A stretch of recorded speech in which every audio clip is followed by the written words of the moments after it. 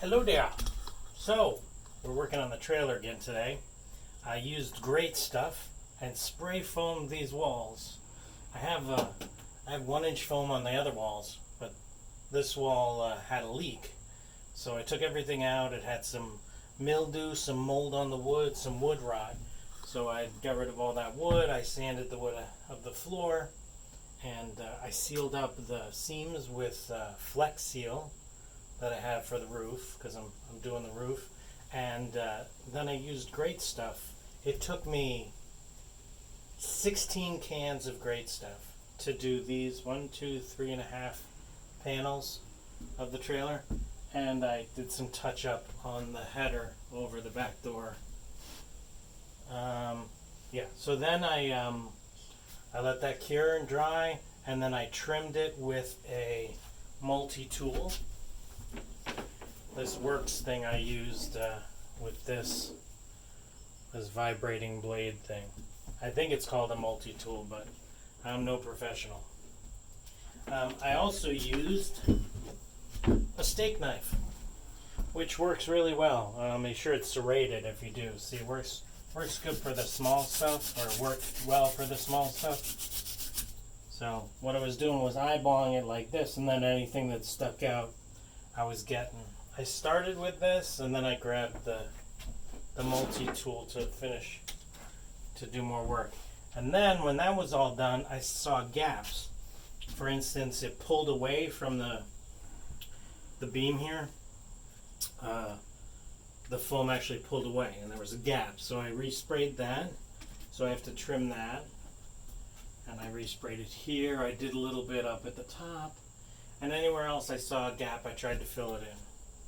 Now I took that can of great stuff, and I took the straw, and I rinsed it with hot water and washed it out really well as I could. So there's still a lot of foam left in that can. So if I need to touch up again, maybe I can reuse it. I'm not sure. I've never done that before. I'll let you know when I do it. So what I'm doing now is I'm just cutting off the little bits. And if I can, what I'm doing is I'm shoving them in a hole that I see. If I see any kind of gaps or holes, mostly behind the beams here. I don't know if it's going to make a difference, if it's going to really do anything, but if I have the foam and it's here, then I'll do it. So it's really loud, I think, the multi-tool. So I like using the knife for a lot of reasons. But let me show you this. I gotta plug it in, hang on.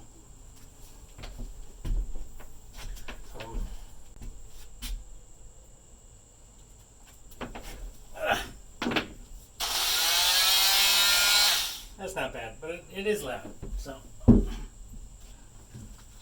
also have a nice super duper thingy do to cover my breathing, so I don't breathe in this stuff. Apparently that's a very bad thing to do, especially when you're grinding it or dealing with all the little bits. If I was just using the knife, it wouldn't be a big deal, I guess, but yeah, I don't want to breathe that stuff in. And I got a really great pair of goggles. These were about $16, I think. DeWalt. I got them at Lowe's, and they're better than those safety glasses, I think, because they don't let stuff in from the sides. I was using those safety glasses when I was doing something. I can't remember what I was doing. And all the particles got in and got in my eyes. It was horrible. So this stuff, other than how it was stored, which wasn't great. So there's some stuff in there. So always store them properly. I guess maybe I'll put them in a Ziploc bag or something when I'm done. That way it'll keep the dust and any other particles out of there. Wow, what a mess. Well, that's your first do not do from me. Do as I say, not as I do. There we go. So, that's pretty good. So put those on. Put this on. Take these off. Put this on. Put these on again. How do I look? Cool? Awesome? Okay, here goes. So, it's easy now, easier now, because of those little things. These 4 panels took me about, I would say, an hour to do with this, which isn't bad. An hour is not bad. When I was doing those sheets of 1-inch foam, and I mean, I was doing them on a beach in Texas, so that wasn't too smart to begin with, but it was taking me forever. So, okay. And then I just eyeball it, and anything I see that's sticking out, I just cut it right off.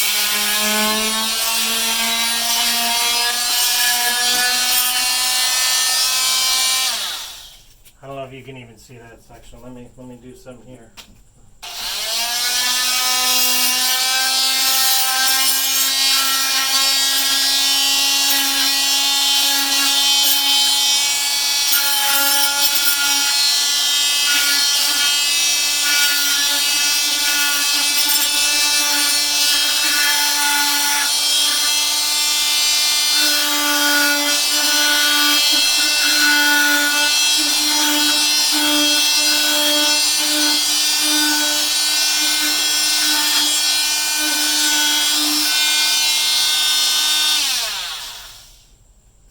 Now I saw a video that said I can use the sander on it, which I might try.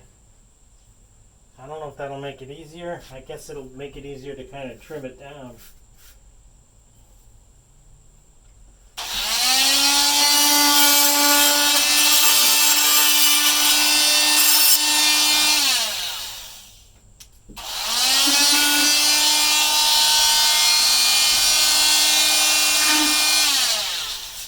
So let's see. I got my sandpaper attachment here. I'm going to, I always unplug it when I'm changing it, just because I don't want to hit that button and hurt myself. So, I was going to blow on it. Yeah, that's not going to help. Anyway, let's see, loosen it up. This way.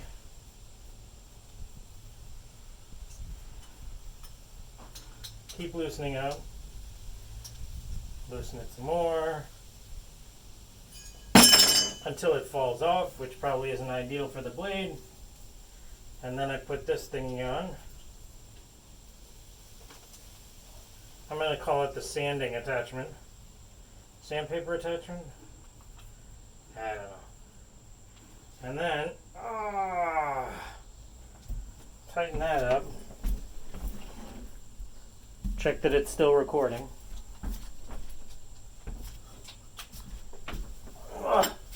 Put this somewhere safe so I don't step on it. Plug this back in. Now I haven't done this before. I haven't used this attachment on here before. I am told it creates a whole lot of dust. So let us see if that is accurate.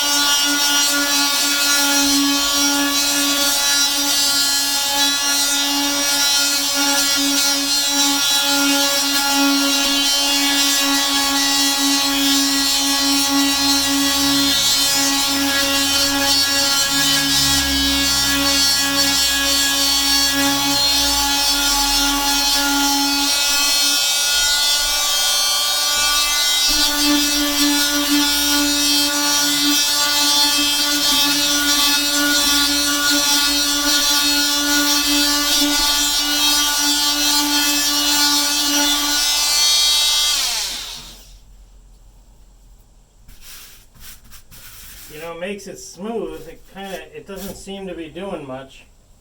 It does make a mess. Not as big a mess as I thought. Maybe my sandpaper.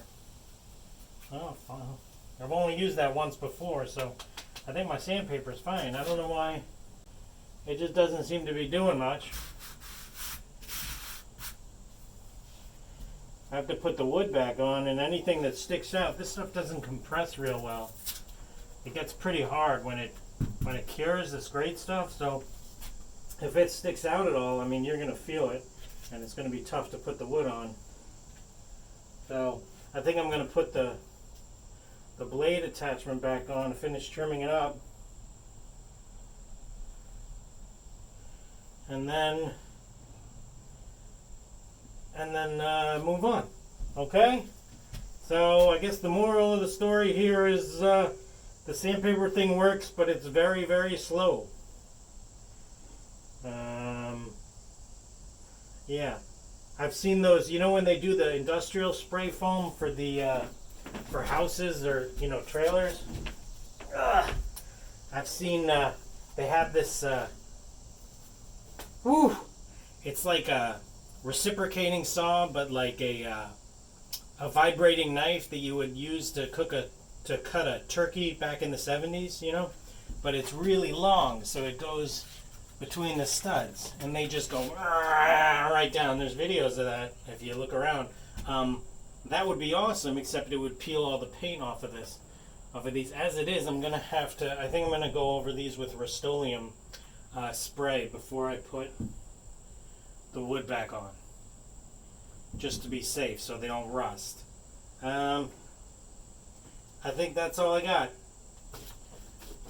So let me know if you got anything out of this video, or if it's just a complete waste of time. Yeah.